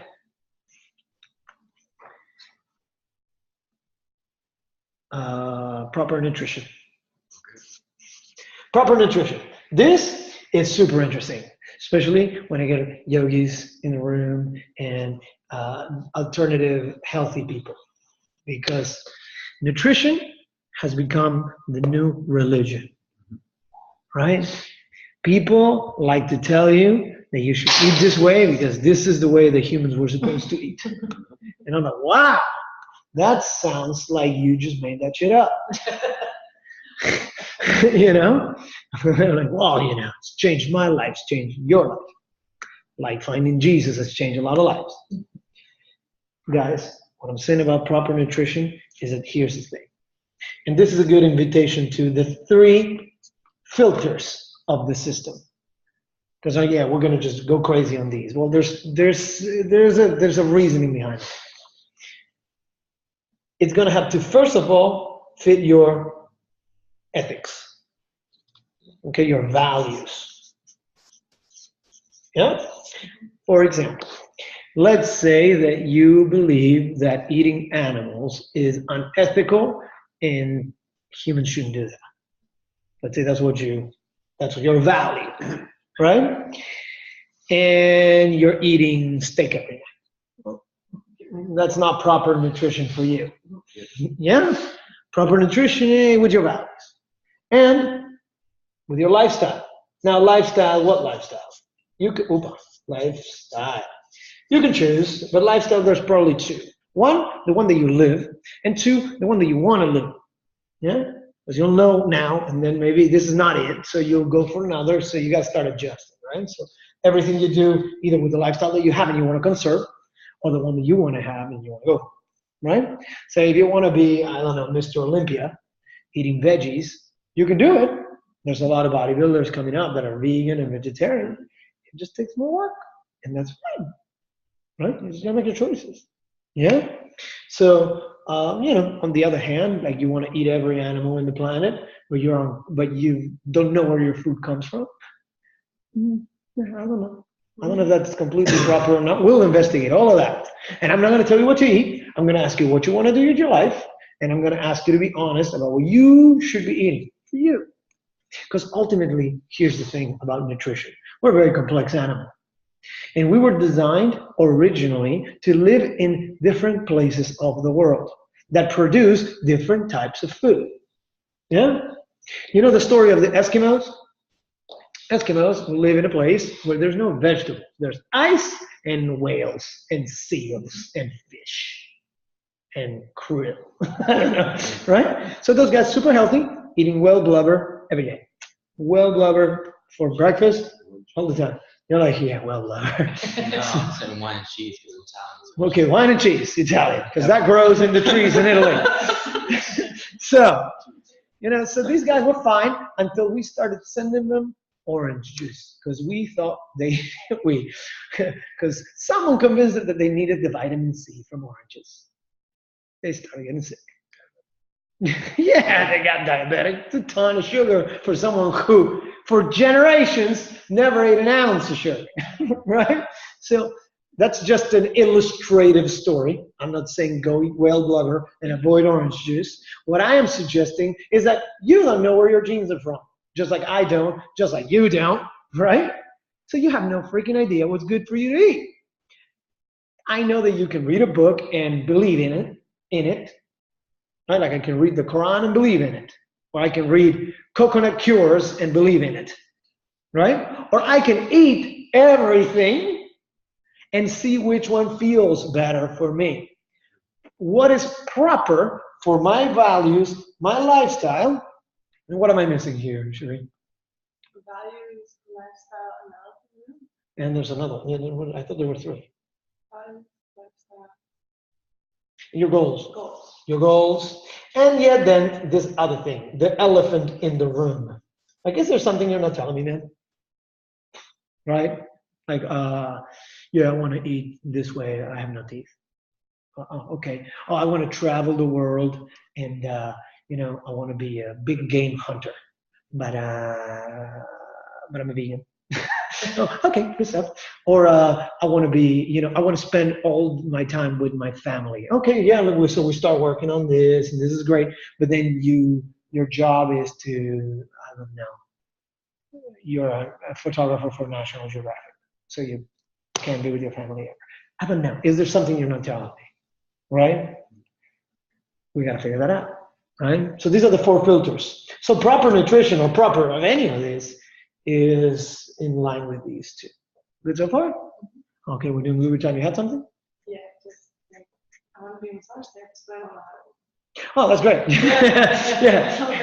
No. Excellent. Yeah, I don't like hugging. I was raised to not hug. I was like, oh, yeah, you're going to be. Huh? Yeah, but I want to get paid to touch people. Awesome. Good. Yeah. That's not hard. You know how long it took it for Cherie to tell me that she grew up not allowed to hug people? It took a while. I was like, hey, elephant in the room, thank you for sharing. And that unlocked a bunch of stuff. So you got to make sure that you communicate with me if I'm going to be able to help you. Like the more I know, the more I can help you. So proper nutrition goes with that. Good so far? How are my onliners doing? Brian, Natalia, and Cindy. You guys okay? Good. Yep. Good stuff. Good. All right, everyone's there. So, okay. We got 2 more. What's next? Cindy, you remember? I know you took notes, and I know you're dying to tell me. What's next? Oh man, proper nutrition was I took it away from you on purpose. yeah. So which one's the next one? Pick one. I can't remember. Oh my God. Natalia, you remember? No. Okay, then I'll stop trying this. Would Harmony. it be spirituality? Which one? Like spirituality or belief system? No, I don't like any of those. Okay. Harmony with the environment. Yes. This was the moment where you were supposed to say something. The tree climbing. Climbing trees, right? Yeah, climbing trees. Man, you're a monkey. You're supposed to be in the tree. Harmony with the environment. Harmony with the environment's a big one. And people don't realize it, but I'll tell you how you know. You ever like woke up in the weekend and you're like, I'm too lazy to go outside, and you stay in bed, and then you kind of do your thing inside. Around 7 p.m. comes around, you want to get the hell out of your house. You notice that? Has that ever happened to you? You're like, I gotta go outside. Yeah, we're supposed to be outside. Like that's harmonious for us, right? Spending time in nature is one of the things we can do to harmonize with the environment. You know, go to the beach. Ooh, look at that. Look at a bird. Oh, that's pretty. Look at a flower. That's nice. Water on plants. That's pretty cool, right? What's that? Climb a tree, right? Go run. Something like that. Notice how all those kind of have other things, right? Like, oh, you know, oh, I go outside and I tend my garden because I have a garden. Proper nutrition. Entertainment, because that's kind of fun, right? I'm also moving. I'm mentally present while I'm doing it, and I'm in harmony with the environment. Tending to your garden, probably one of the best things you can do for integrative living. Just so you know, because look at how many you touched, right? Tending your garden. I just started to look. I moved into a new house and I just picked things this morning. Good job, man. Nice. So how you feel about that? Great. How do you feel about that? That's me. There you go. That's the feeling. So harmony with the environment could be this other thing. I love this example. This example is so juicy. Let's say that you just broke up, right? You just broke up. And you used to live together. And you kicked him out of the house, Melissa. You're like, that's it, you're out of here. Yeah? And he's gone out of your life. Yeah? So, you kick him out of the house, and he goes away to grieve the loss of the relationship, and you stay in the house. But you keep all the pictures. You keep the little trinket that he bought you. You don't take the things off of the fridge. You know, you still have the same bed covers. And it's, you know, like there's some of his clothes are still in the closet and you just leave them there. How good is that going to work out? Why not? You haven't removed the presence. Well, what's your goal at that stage? To still be attached somehow? Is that Well, if you kicked him out of the house, what's your intention? your goal is to get rid of it? You want to get rid of it, Yeah. right? So you're in. Did I do it again? Okay, so your goal is to get rid of it. Yes. Yeah? Okay, the lifestyle that you want to live is one life without the guy in the house. Yeah, that's the new lifestyle. Your values are like, I am too good for this guy. Yeah, whatever that means. Right? Bam, you kick the guy out. But what you're not telling me, and if somehow you just can't get over it, you want to come. And you don't tell me anything. And one day you're like, hey, come over, I want to talk to you. And I walk into your house, the whole place stinks like the guy. I'm like, well, you're not in harmony with the environment. If this is what you want, you got to fix this thing, girl. Does that make sense? So now, this is like, you know, like the lawyer that shows up in the courtroom wearing surf clothes. It's not going to work, man. You got to be in harmony with the environment. Even if you don't like the environment. Yeah? Like you got to adapt to what's going on. Remember the story of the monkey that he used to live happy and you build a building there? They moved and they're not in harmony. They move somewhere else. This is what smart animals do. They harmonize with their environment regularly. Because we have chosen a lifestyle that is not natural for us, these fabricated buildings that push nature away, we need to get out of them. Make sense? So, plus, we need sunlight. We need sunlight. So if you don't go outside, you'll eventually get very sick. Okay? So actually, that's one of the main things about this one. So we'll talk about the effects of that and how we can change it. It's a really interesting class. Last one. Ready for Rest and relaxation. Woo! There's it. I found my notes. Yeah, now your mind can relax. Excellent. So rest and relaxation are recovery and relaxation are huge. Because just like people don't know how to have fun, people also don't know how to relax. And also don't know the difference between relaxing and resting. Right? Zoning out, that's distraction. Right. People think they're relaxing or resting when they're zoning out like the TV, which You're just losing mental presence, so you can't tell. Right? So that's really interesting. Remember, Megan, there was like, every night before I go to sleep, to relax, I read my books. And I'm like, that is not relaxing at all. Your brain is working. You're reading a book. Well, she liked like all this like sci-fi books. I'm like, your brain is imagining distant lands with magical creatures. That's not relaxing for your brain. I mean, it's cool, it's fun, but it's not relaxing, right? So we work on that a little bit. And we develop rest and relaxation rituals. Awesome. The meditation during that thing, it's glorious. That week, the meditations, yeah, that was a fave of the group. They're like, I like all the meditation, but that's the relaxation one. Yeah, it's a fun one. So we play with triggering what is called the relaxation response, which is fun. It's fun. Like the fear, the fight or flight response. Like we have a lot of responses, reflexes in our body. The relaxation response is one of the big ones. But we don't even know how to use it. So we learn to use it, and it's nice.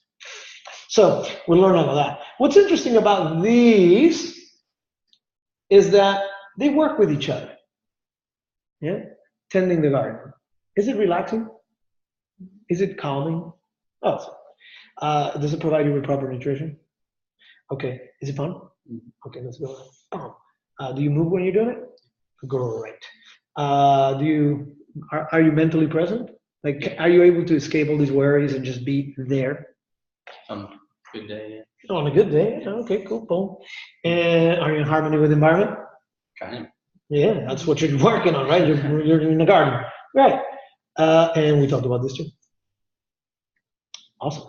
That's a model. That's a picture on the cover of the on the cover of the book, which you need one, by the way. And here's yours. You need your notebook. Excellent. There you go. So all of these work with each other, and I like the hexagon. It's a really pretty. It's a really interesting geometric shape that builds a lot of natural structures that supports tremendous amounts of work and is able to produce a lot of beautiful things in nature if you study the presence. The most popular one being the beehive, yeah, where a lot of stuff can get worked on in a beehive. Yeah, so imagine if everyone's working their little hexagon. It'll be fun. Okay, so this is the model. And here's the homework. For you guys that are joining the course, or that have already joined the course, the homework is to look at your life as it is right now. As it is right now. And tell me, in which field of human endeavor you feel like you need the most education? Okay? That's an honest one, right? It's like, not which one you're not doing it, which one you want to learn more about. And what is that going to do for you? You know? If this is the last time I see you, or if you're not doing the course, then the homework is the same. Which one do you need to learn more about and do more about, right? If I'm not going to be the one teaching you, it doesn't matter. Go find yourself some mental presence help, or some movement help, or some fun help, or some proper nutrition help, or some rest and relaxation help, or some harmony with the environment help. Look, I'm just as good as everybody else. Okay? I'm just me, and I've done this thing. So I can teach you a few things that come from experience playing with this and helping people transform their lives through this work. Not by being like, okay, look, oh, I forgot your name. Nick. Nick, thank you, Nick.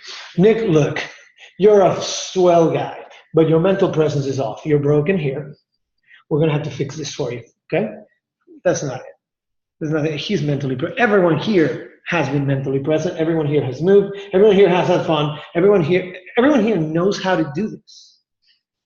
If you are in struggle, if you're in a little bit of dis-ease, it's because you're not doing it in line with you.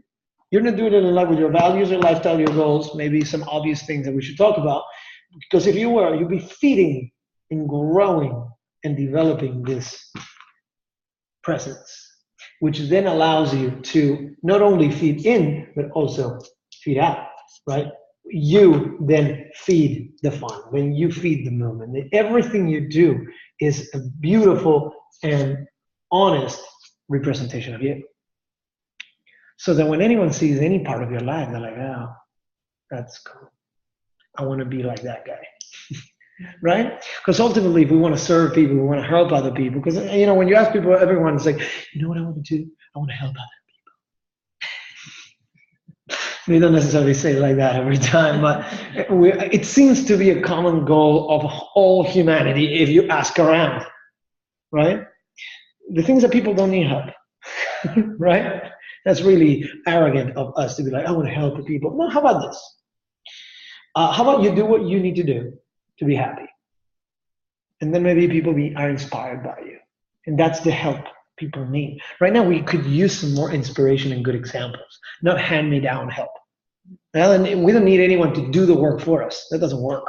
We need good examples that we can follow. We need inspiration. People that live an integrative or integrated life that are so beautiful to see live that we want to live like them. Or we want to live like us, but in the way that they do it, right?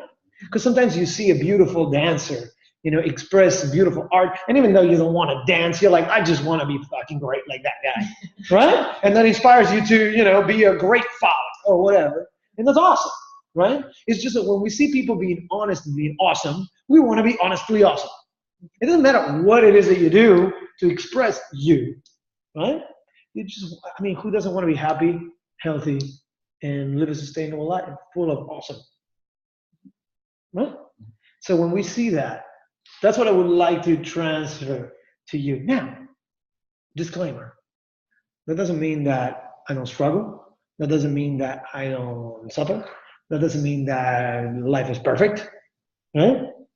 What that means is that I don't take myself too seriously. And I know that I don't know everything. Right? But I know a few things, so I try to share them because they've helped me. I like to share with people the tricks and techniques that have helped me and helped me help other people have fun, right?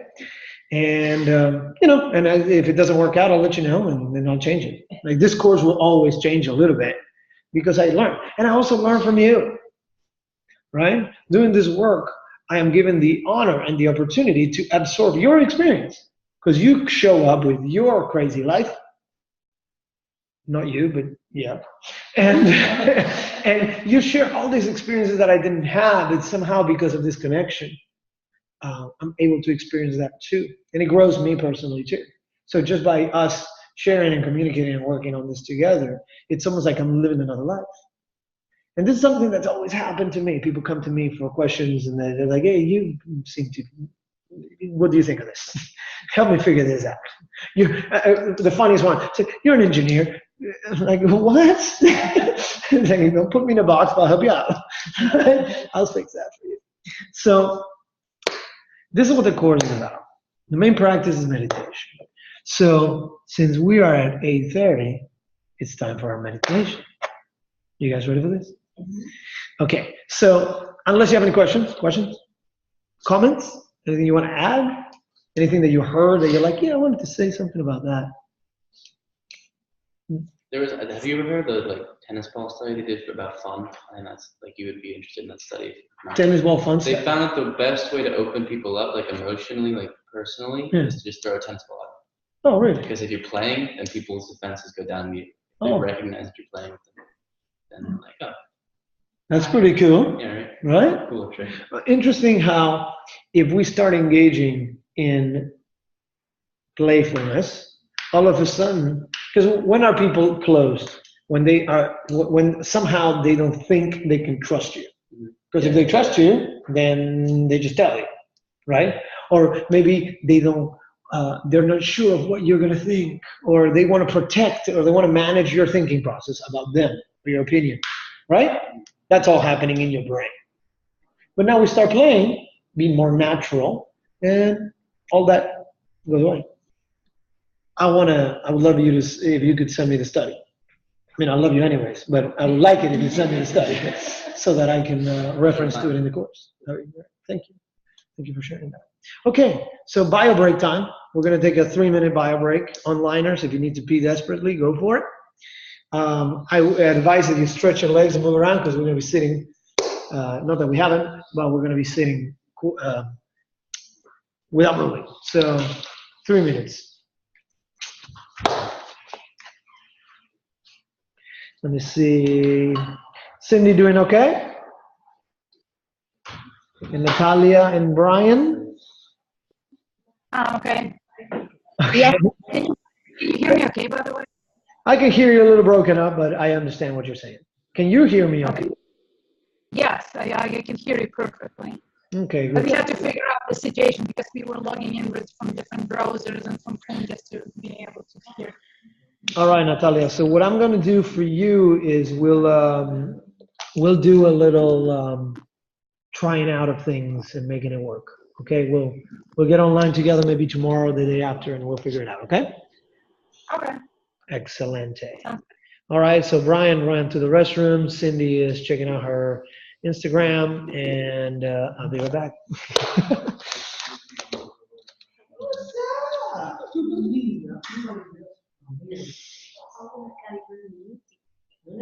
Yeah, good to see you. This has been a while coming. Like it's been a long time coming. I'm glad you're here. You guys meet each other? Everyone met each other? Okay, so Melissa, for those who are,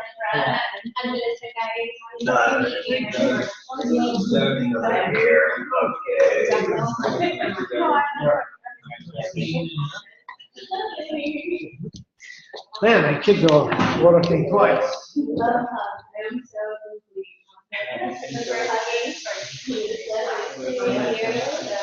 All right, are you there?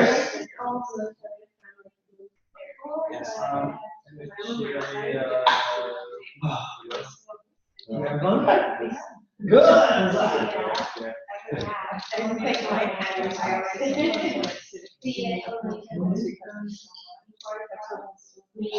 Oh, that's good. You're good. Yeah, you're good. Okay. All right, these guys from the Budokan gear. Sheesh. You came with the tights. I love it. Love it.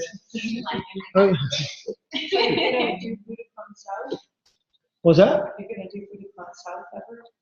South, maybe workshops, like regular classes, no, but workshops, yes. On Meadow Bay?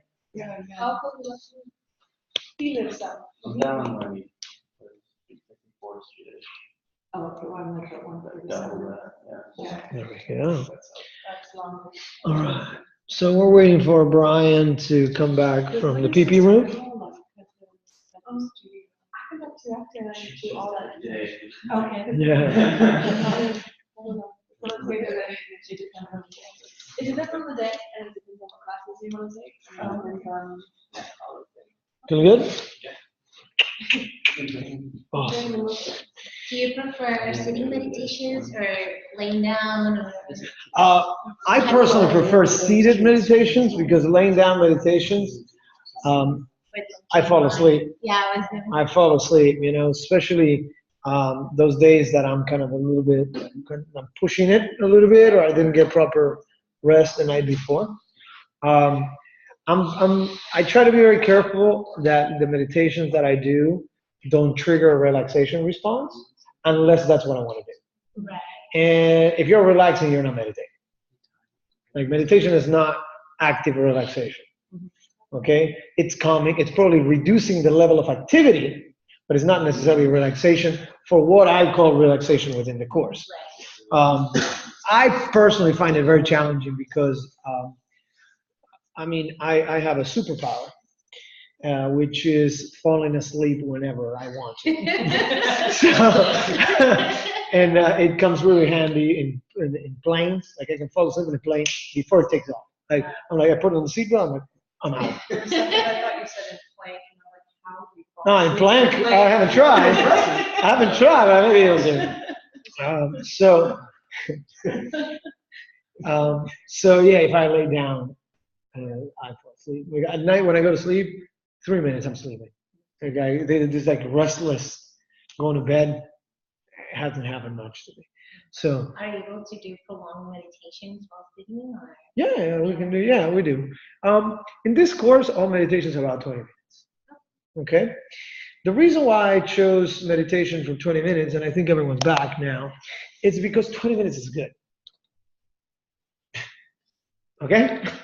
It's like, 7 hours is great, but you're not going to do it. So 20 minutes, good. Yeah, 20 minutes works. 20 minutes fits in real life also. I'm not saying you can't meditate more. I'm not saying you shouldn't meditate more. I'm saying 20 minutes is good meditation. Also, there's a lot of studies that are starting to come out about meditation. That is that sometimes around that time, after 20 minutes, they haven't seen measurable better results. Like if you do 20 minutes or you do 30, it's about the same that if you do 20, right? Now, they measure people who are advanced meditators, meaning this guy can sit down, get in, right? We're not them. We're not Zen monks that's all they do for a career and for a living. So it takes us longer to get into those states. So sometimes if you don't feel like it wasn't easy at the beginning, like it was too noisy at the beginning, sometimes you extend it a little more. But if you can get in 20 minutes every day, you are so ahead of the game, right? And the biggest myth about meditation is that you have to do a lot of it. You just have to do it, okay? You just have to do it, and 20 minutes is golden. Yeah, you could do more. You could do less, too. 20 minutes there's enough science behind the 20-minute mark. It's actually about 18. So I usually say 20, but I like 18. Okay, so we're going to start with a very, very basic, very, very simple meditation. If you have a meditation practice, that is awesome. That's great. This is better. No, I'm joking. This is not better. This is just another different one. I'm gonna get another bowl. So anything you need to do to conserve an upright seated position, I want you to do it now. So in my case, I'm going to need another bolster. Why? Because when I do this, then I can sit with my knees under not lower, not under, but lower than my hips. For the online people, it looks like this. See knees at this height, hips at this height. This allows me to be super balanced. I'm not holding myself here. This holds me. Now, when you're like this, you're constantly falling backwards. So if your hips are tight, whatever you need to do, if right now you're injured and you need to sit on a chair, that's cool. What I don't want, the seated position should be comfortable enough so you're not distracted by the posture, but uncomfortable enough so that you're actually holding the posture. Does that make sense? So it's like, for example, this is my good meditation posture right here, right? Legs not crossed. This is for me. You can cross them, you can full lotus, or you can be like this if you want, if that's comfortable for you. That's uncomfortable for me, too uncomfortable for me. So I'm going with this one, okay? Uncrossed, but here in front of me, knees low, spine upright. Now watch this. That's not good meditation posture. Here. So active enough so that you feel your body, but not active enough so that this is what the meditation is all about. This is a horrible meditation pose. Does that make sense? Why? Okay, so fun to watch, not good to meditate on. So the meditation for today is going to be, let's do a mental compassion meditation today. So we'll take about 43, okay. Take about 18 to 20 on this one. I will be talking during this, but I don't want you to open your eyes to listen to me. Okay? Just stay with your eyes closed. And I'll just give you some very simple cues. I'm not going to guide you. I'm just going to remind you of something. Here is the objective of this compassion meditation for mental presence. The objective of this meditation is to focus on the sound of your breath.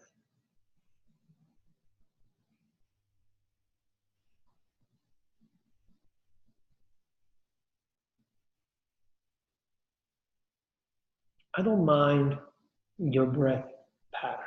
You can breathe in through the nose and out through the mouth, or in through the nose and out through the nose, or in through the mouth and out through the mouth. Doesn't matter. Just adopt a normal breathing pattern that you can hear. Maybe not with your ears, but with your touch, with your internal hearing.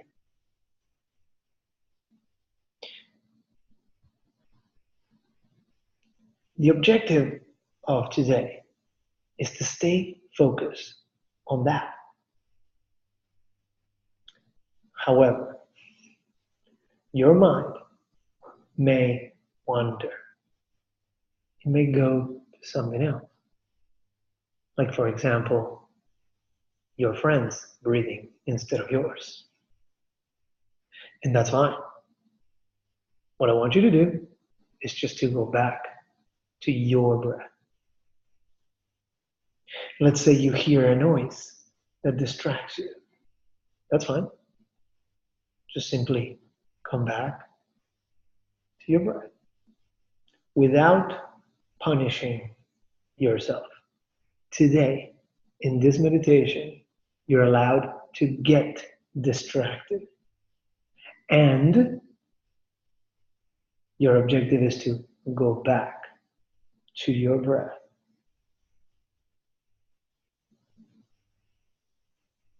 So bring your attention to your breath. Close your eyes if you haven't. Fix your posture if you have to. And breathe.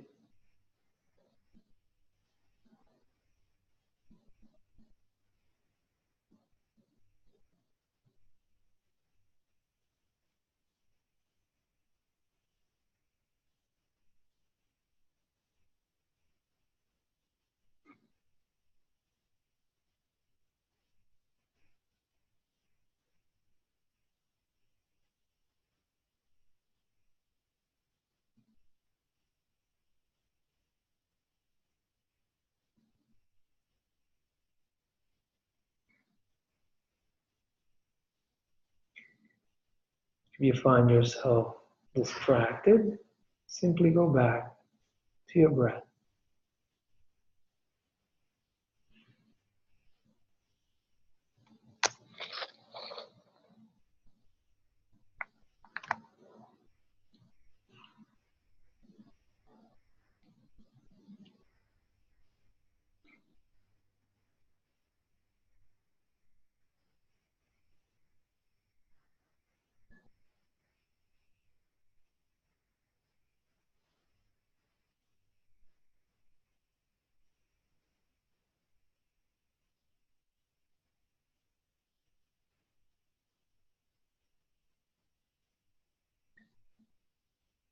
Notice where your attention is. Wherever it's been, just simply bring it back to your breath.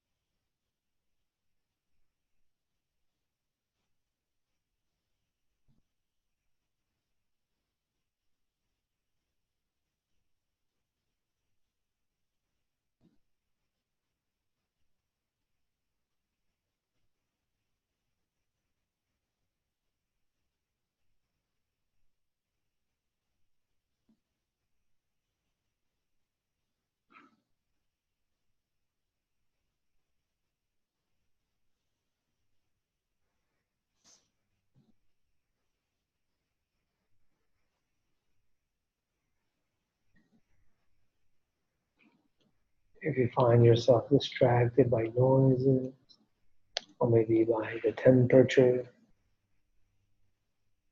or maybe by a discomfort, just simply address it, let it go, and go back to your breath. With your next inhale, pay attention. Exhale gently, and you're back.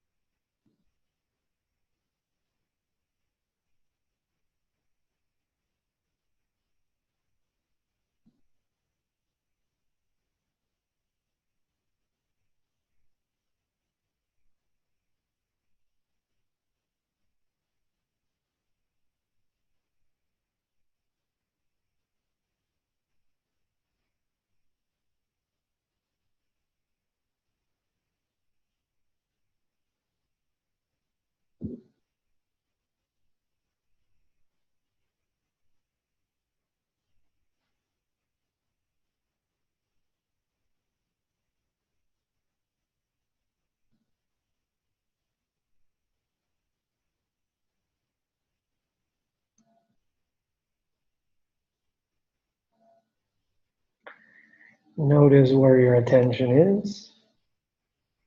If it's on your breath, great. If it's on something else, great. Bring it back to your breath. With your next inhale, and you're back.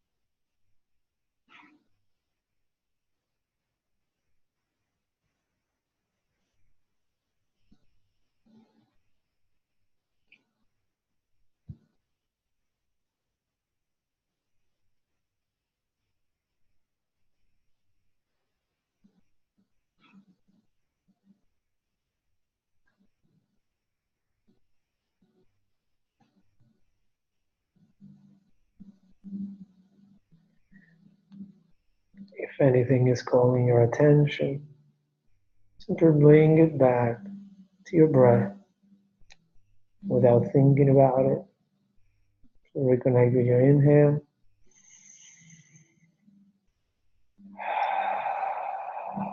Then you're back.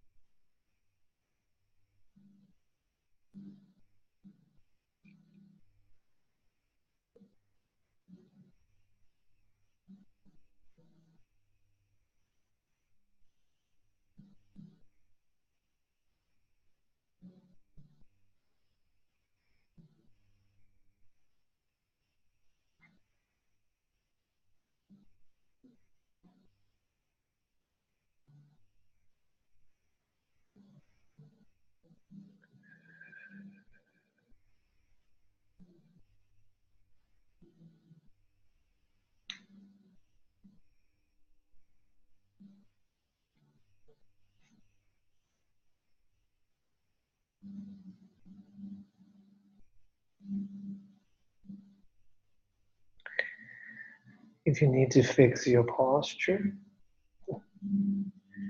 that usually happens when the mind is wandering. Simply address it and go back to your breath.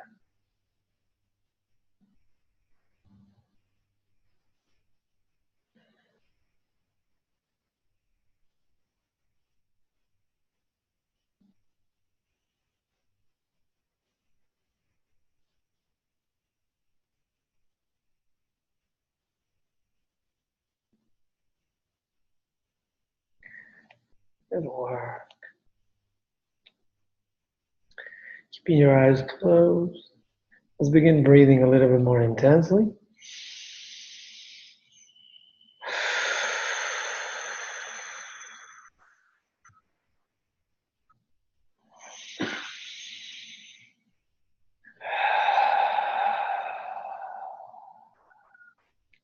Beginning to move the neck, the shoulders, the spine, the hips if you need to. Coming back.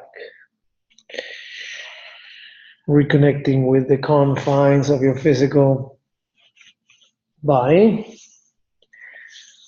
or at least the illusion of it. And blink your eyes open whenever you're ready. There we go. And welcome back. Okay. How we doing? Hey guys, how's everything? Notice, look around your environment. See if you see it a little different. Does it look brighter? Does it look more glary sometimes? A little more HD sometimes. Maybe some lights, right? Interesting. I don't know why that happens, but it does. Right? Okay. Hopefully my online guys are still there. Natalia and Brian, you guys there? You're here. Yes. Yep. Yep. Brian's out there washing his car. I don't know what he's doing. Meditating. Oh, he's meditating. There you go. It's 5 degrees outside. I just have to get away from my computer. Oh, he had to get away from his. Oh, he's back. There he is. Good stuff. Hey. Good stuff. All right, welcome back. So that's a very simple meditation.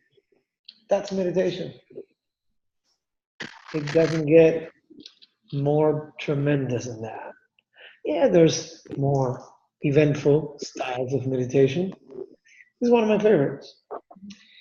Focusing on your breath is a beautiful, it's called, in the mindfulness school of meditation, it's called a mindfulness, it's called a mindfulness anchor. Okay. A mindfulness anchor, or I like calling it a present moment anchor, or drishti, right? Like a point of focus. when you pay attention to something that's happening right now, you can stay connected. You can stay anchored with the present moment. What's beautiful about your breath is that you're breathing now. You can't breathe later. I mean, yeah. Hopefully you're also breathing now, right? You can't focus on the breath you're going to take or the breath that you took. You're focusing on this breath. Like if you're listening to it, then you're on. And there's many, many mindfulness anchors that we're going to be playing with, or mental presence anchors that we're going to be playing with. This is simple. So, who here was able to stay on the breath the whole time? I know I could. The whole time. Like a wave. Was that? Like a wave. It's like a wave. How about you, Doug? How'd you do? 70%. No. No. 70%. Did any of you guys get, like you were kind of drifting and you heard my voice like, hey, if you're distracted, oh shit, let me go back. Anyone experience that? All right. That's cool. Okay, notice that. Notice, because this is what we do. We get distracted. And sometimes we're like, oh, let me just focus again. And sometimes you're like, I'm an idiot. Shit, I should be doing that. Let me go back. Sometimes we're compassionate, and sometimes we're punishing with ourselves for our brain doing its job, which is thinking. Crazy, right? They're like, hey, focus here. You're like, okay. That's fine. You can go back. You don't have to get into a conversation about it. You don't have to get into an argument about it. You have to get into a punishing cycle about it. But that's what we do with our lives. Sometimes we get distracted. And we're like, oh, I got my integrated living going, great. And then one day you get distracted. And then you're like, oh, I'm such a bad integrative lifer. No, you're fine. Just get back on. Like, don't do that. Back in. Remember, you gotta be moving. You gotta be doing it. Right? If you're punishing yourself, you're not doing this. Did I have a P for punishing here? No. Did I have a like a monkey brain over here? Like, no. Make up a story one? No. So if you're not doing this, you're doing something else. And if you're doing something else, good luck with that. Right? I don't know how that works, so I can't talk about it. This is what I know it works for me, and maybe for you, and for some of the people that have done it. So this is why we pick these 6 fields of human endeavor. Yeah, probably there are more, which are kind of like subsets of these, right? But the course has to end one day, so I picked 6. Okay? And so here's the homework for next week. 2 homeworks. 1, look at your life through the model and see where you need more education, help, or more development, more work. Yeah? Also, what would your life be like if you did that? Right? What would you feel like? What would you get? What would be different? What would change? Yeah? What would stop? What would start? Yeah? That's homework number 1, and you already said that. The way that you do your homework is 2 options. You either do it in your notebook that I gave you, and you keep it for yourself, or you do it in your notebook, and then you type it in an email, and you send it to me. If you send it to me, I'll read it, and I'll give you feedback. You don't send it to me, I won't chase you. Right? The homework is not turning homework. But if you turn it in, I'll give you feedback. Yeah? If you don't turn it in, then you don't get anything. Make sense? But you don't get punished either. Like, that's cool. Like, you don't have to turn it in. Yeah? All right. And you may not get an answer right away. Yeah? I'm not on my computer all the time.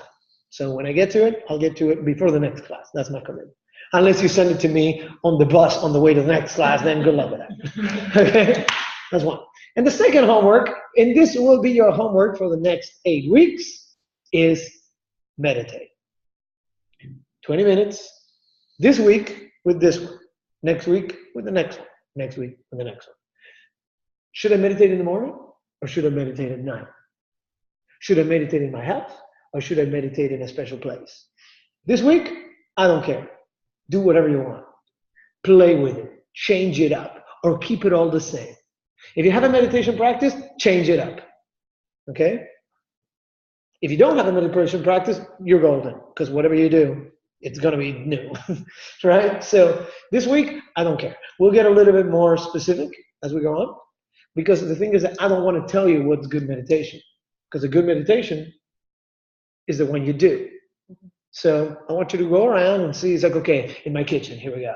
Okay, in my bed, here we go. Okay, in the park, here we go. Okay, right after work, here we go. Okay, right after I wake up. Okay, right before I go to bed. I don't know. Change it up. Make notes. Meditation, journal. Your notebook is also your meditation journal. Okay? For you guys that are joining me online, I can't give you a notebook, but imagine I'm giving you a notebook. So get your notebook and write it down. Yeah? But just so you know, let me see your notebook, the one that you have here. So you guys don't get jealous. This is a very fancy notebook that they get, so you don't feel jibbed if you're joining me online. Okay? But if I ever see you, did you draw a butt here in the back of it? Is that what that's an ink blot right Oh, there okay. for you? I thought it was a butt. This is what you saw. I was hoping it was a butt, but anyways. So you get a, if you really want one, I'll mail you. Okay, onliners. But anyways, you clear about your homework. Meditate every day, change it up, and journal about your meditation. What's beautiful about the meditation, you just write whatever. Like whatever came up for you, like, you know what, I had a great idea. Or you know what, my dad came up. Or you know what, I felt nothing. You know, I was all over the place. Just so you remember. Because you know what, when you're done with the course, you go back and you're like, ha, ha. It'll be fun, right? You're like, oh, I figured this out. What I can tell you from my meditation experience, that many times I get out of meditation and I understand. I don't know what exactly, but I feel like I have a greater sense of understanding. And then next time life happens, I respond differently. And I'm like, when did I change my way? And I'm guessing maybe it was while the meditation happened. Meditation gives time for your subconscious mind to organize itself. And that then drives your new behaviors. So even though you may not see it happen, it's happening. Yeah? And you will see the effects of it.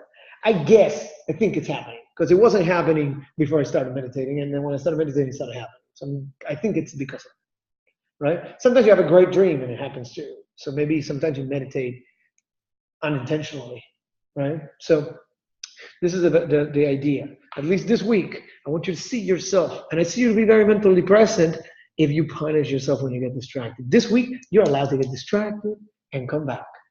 Actually, the work this week is when you get distracted, because you will, just be totally cool about it and bring it back.